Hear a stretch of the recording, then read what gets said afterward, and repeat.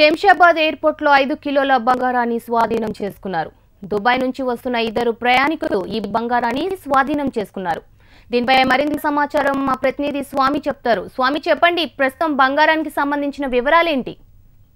Shamshabad airport మరోసారి smuggling వ్యక్తులకు అడ్డాగా మారింది. మొత్తం మీద గత నెల రోజుల కాలంలోనే దాదాపు 15 కేజీల బంగారం కూడా పట్టుబడింది.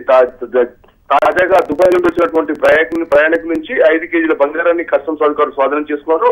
దుబాయ్ నుంచి వస్తున్నటువంటి ఫ్లైట్ లో ఆ కస్టమ్స్ అధికారులు తనిఖీలు చేయగా హైదరాబాద్ చెందినటువంటి ఇద్దరు వ్యక్తుల దగ్గర 5 కేజీల బంగారం పట్టుబడింది. దీనికి సంబంధించి వాళ్ళు దుబాయ్ నుంచి కార్యకలాపాలు కొనసాగిస్తున్నారా, లేకపోతే స్మగ్లర్లకు సంబంధించినటువంటి వ్యక్తులు అన్న కోణంలో అయితే కస్టమ్స్ అధికారులు తనిఖీ నిర్వహించారు. వాళ్ళ నుంచి దాదాపు పూర్తిగా విచారిస్తున్నారు.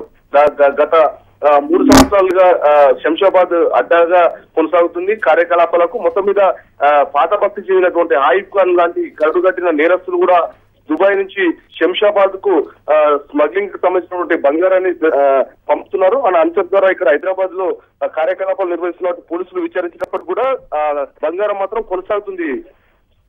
రైట్, థాంక్యూ స్వామి.